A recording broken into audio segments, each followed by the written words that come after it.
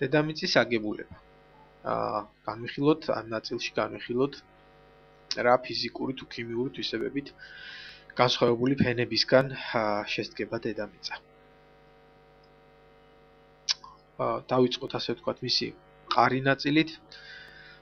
თქვენ ხედავთ ჭრილს, რომელიც ასე ვთქვათ ორი ნაწილისგან შედგება. ერთ შემთხვევაში ჩვენ უყურებთ სწორედ დედამიწის ამგებ ძირითად შრეებს მათი ფიზიკური თვისებების მიხედვით.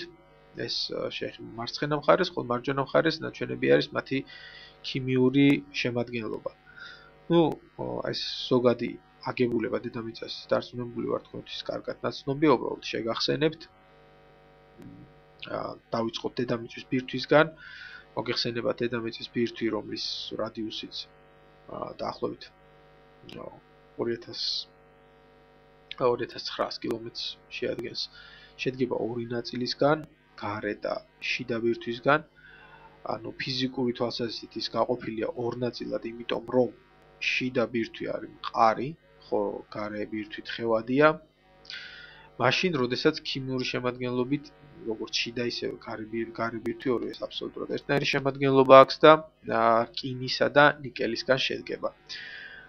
აქვე შეგახსენებთ, რომ ეს ძირითადი, ასე ვთქვათ, ძირითადი კი არა და შეგვიძლია ვთქვათ, ერთადერთი ინფორმაციის წყარო დედამიწის აგებულების შესახებ, რითიც მოხერხდა და მოხდა დედამიწის აგებულების შესწავლა, ეს არის სეისმური ტალღები. სწორედ, ასე ვთქვათ, ძლიერი მიწისძვრების შედეგად გამოსხივებული სეისმური ტალღები, რომლებიც გაივლიან დედამიწის ბირთვში და სხვადასხვა შრეებში, გვაწვდიან ინფორმაციას მისი აგებულების შესახებ.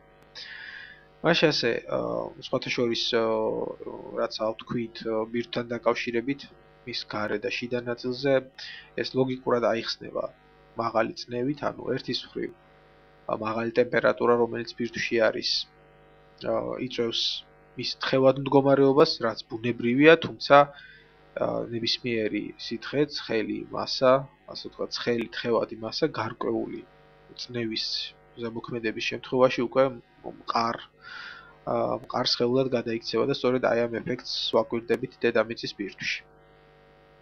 ბირთვის შემდეგ მეორე ხო, ასე ვთქვათ, ტერმინოლოგია აქ მოყვანილი ასევე ინგლისური ტერმინოლოგია სლაიდზე, ქართული შესატყვისებით, რაც თქვენ გაგიადვილებთ, უფრო ასე ვთქვათ, მიეჩვიოთ არსებულ ინგლისურენოვან ტერმინოლოგიას, რომელიც საერთაშორისოდ არის მიღებული.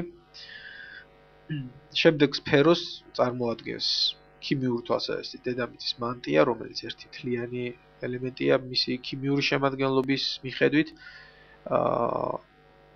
ჩვენ როგორც აღვნიშნეთ, ასე ვთქვათ, ის ძირითადად სილიკატებისგან შედგება.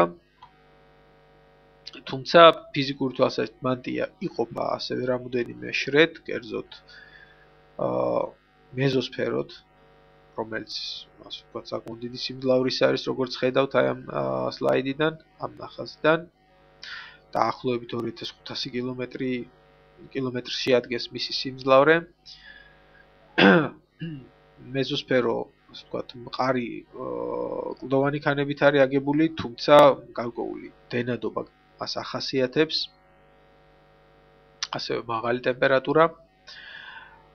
ხოლო მეზოსფეროს შემდეგ განლაგებული არის ასთენოსფერო, დაახლოებით 250 კილომეტრი სიმძლავრის შრე. ასთენოსფერო უკვე გაცილებით უფრო რბილია ვიდრე მეზოსფერო და მას უფრო ახასიათებს დენადობა. ხოლო სუზედა შრე, ლითოსფერო, რომელიც თავის თავში აერთიანებს დედამიწის ქერქს და მანტიის ზედა შრეს, დაახლოებით 100-200 კილომეტრი სიმძლავრის არის ეს შრე, ეს დამოკიდებულია იმაზე, ჩვენ ეს უფრო სქელია, ასე ვთქვათ, კონტინენტების ქვეშ, ხოლო თხელი ოკეანეების და ოკეანური ქერქის ქვეშ. მოკლედ აი ეს ლითოსფერო არის ყველაზე ზედა ფენა, რომელიც შემდგომში, ასე ვთქვათ, დედამიწის ქერქი მის შემადგენლობაში შედის და ჩვენ შემდეგ სლაიდებზე უფრო დეტალურად განვიხილავთ დედამიწის ქერქის აგებულებას. ასე ვთქვათ, ორი სიტყვით შევეხოთ დედამიწის ატმოსფეროსაც, ანუ დედამიწის სტრუქტურაზე და აგებულებაზე როცა ვსაუბრობთ, ბუნებრივია, რომ უნდა ვახსენოთ ატმოსფეროც. გეტყვით იმას, რომ რეალურად ატმოსფერო ითვლება, რომ ვრცელდება დაახლოებით 800 კილომეტრზე დედამიწის ზედაპირიდან. მისი ყველაზე ზედა ფენა ეს არის ეგრეთ წოდებული ეგზოსფერო, რომელიც 600-დან 800 კილომეტრამდე არის. ის შედგება ძალიან გაუხშოვებული წყალბადისა და ჰელიუმის ატომებისაგან, რომელთა ეს იმდენად გაუშვებულია, რომ ეს ატომები ასე ვთქვათ კილომეტრობით მანძილებს გადიან, სანამ ასე ვთქვათ ერთმანეთს დაეჯახებიან. ამ სფეროში დაფრინავს ის სატელიტები, რომელიც ხელოვნური თანამგზავრები დედამიწის, კოსმოსური ხომალდები. შემდეგ შრეს წარმოადგენს თერმოსფერო, ეს უფრო მასიური ფენა არის, 90 დაახლოებით 90 კილომეტრიდან იწყება და ეგზოსფერომდე ვრცელდება.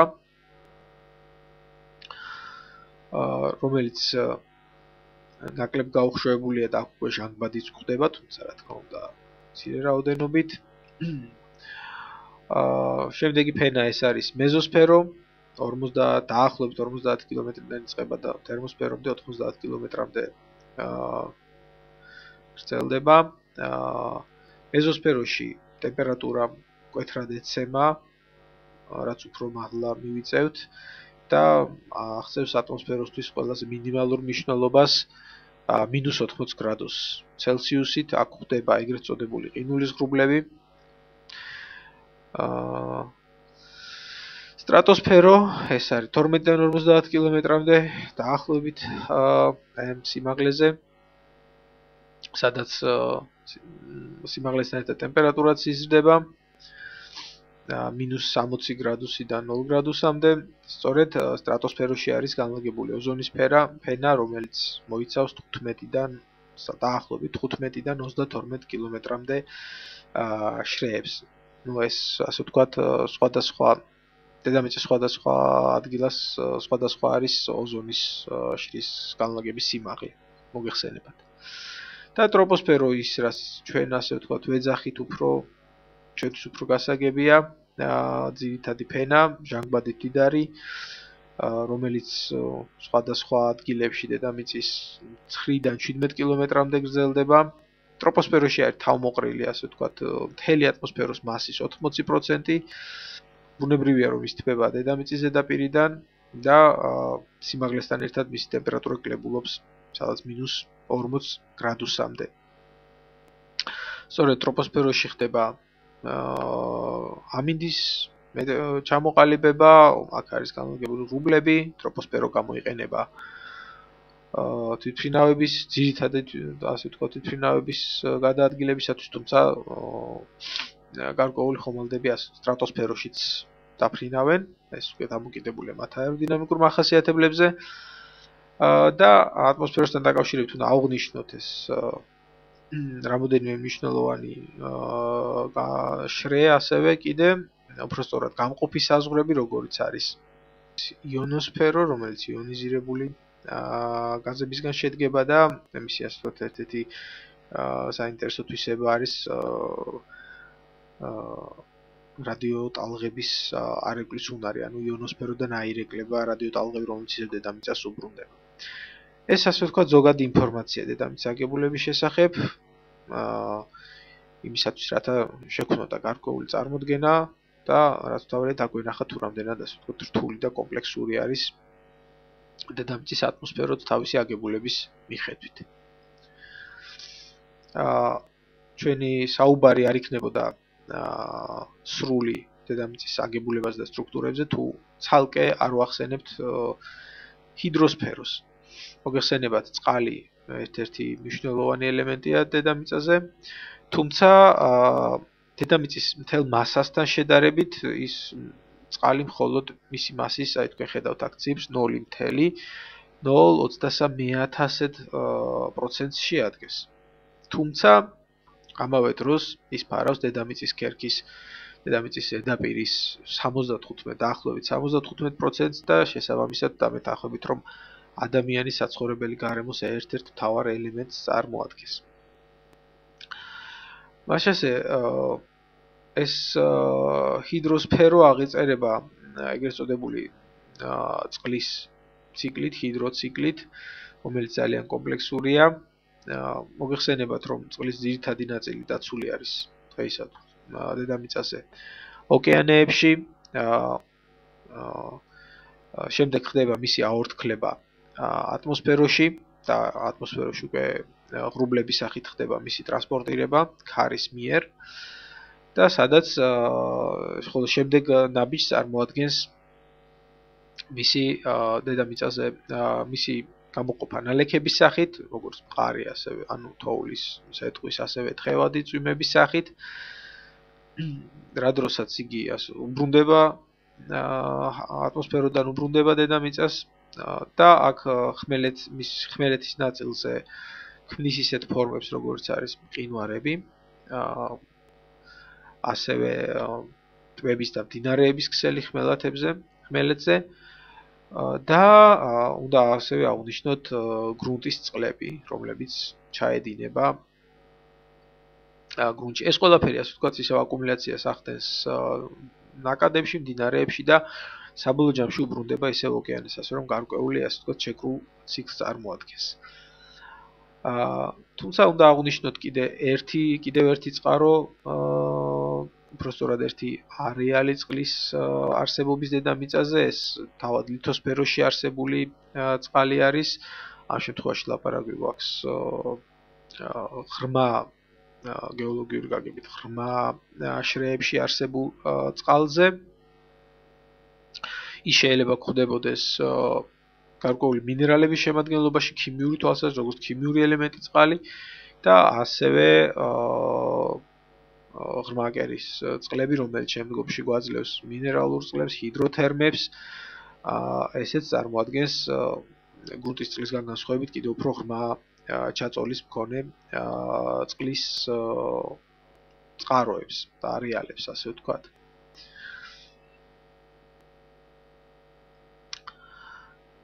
შემდეგ ჩვენი საუბრის თემა არის მასალები. თუ რისგან შედგება დედამიწის ქერქი, რა ძირითადი ქიმიური ელემენტები თუ მათი ნაერთები გვხვდება დედამიწაზე.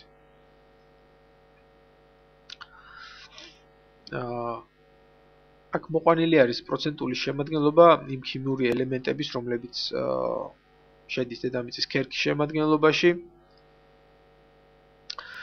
მისი 45%-ზე ცოტა მეც იკავებს ჟანგბადი, შემდგომ ეს არის სილიკონი 27%, ალუმინი, რკინა, კალციუმი, მაგნიუმი, ნატრიუმი და ნაკლები პროცენტულობით კიდე მთელი რიგი ქიმიური ელემენტები. მაგრამ საინტერესოა არა თავად, ასე ვთქვათ, ელემენტების დონეზე პროცენტული განაწილება, არამედ ის ნაერთები, რომლებსაც ისინი ქმნიან. ჩვენ საუბრობთ რეალურად ახლა ჩვენ საუბრობთ ქიმიურად რა ტიპის ნაერთებით არის აგებული ის ქანები, რომელიც დედამიწის ქერქს წარმოადგენს. ან უფრო ის უტრირება რო მოვახდინოთ, პრიმიტიულ ენაზე რო ვთქვათ, კლდოვანი ქანები, რა არის მათი მთავარი ამგები ელემენტები. ნაშასე არსებობს ამ შემთხვევაში ჩვენ გვაქვს სამი ძირითადი ტიპის მინერალი, რომელიც აგებს დედამიწის ქერქს. პირველი ეს არის კვარცი, ჩვენთვის ყველასთვის კარგად ნაცნობი, რომლის ფორმულა არის სილიციუმ 2.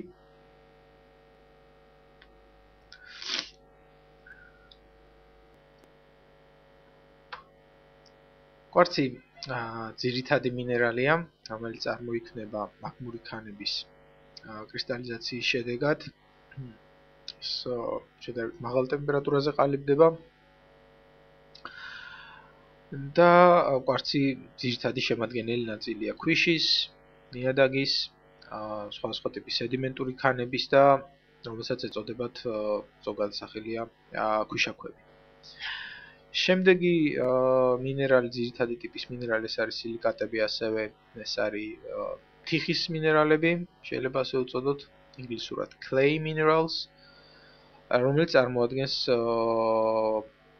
სილიციუმ 4-ს, რომელსაც ფურცლოვანი, ასე ვთქვათ, სტრუქტურა აქვს და შესაბამისად მისი კრისტალურ სტრუქტურიდან გამომდინარე ადვილად იშლება პარალელურ ფენებად, შრეებად. მისი წარმოქმნის, ასე ვთქვათ, მისი წარმოქმნა ხდება სხვა მინერალებთან ქიმიური ურთიერთქმედების, ქიმიური გამოფიტვის შედეგად. დედამიწის ზედაპირზე და შესაბამისად თიხის მინერალები არიან ძირითადი შემადგენელი ნიადაგის, თიხოვანი გრუნტების, ასევე სედიმენტურ ქანებშიც მოიპოვება. და მესამე ტიპის მინერალები ეს არის კალციტები, რომელთა ქიმიური ფორმულა არის კალციუმ CO3, კალციუმის კარბონატი. მას ახასიათებს ის, რომ ადვილად იხსნება წყალში, შესაბამისად მისი გადამტანი შეიძლება იყოს ჰიდროთერმული წყლები და კალციუმის და კარბონატების იონები ასევე ცოცხალი ორგანიზმების შედეგად გამოიყოფა და გვხვდება ძირითადად მათ ნიჟარებში.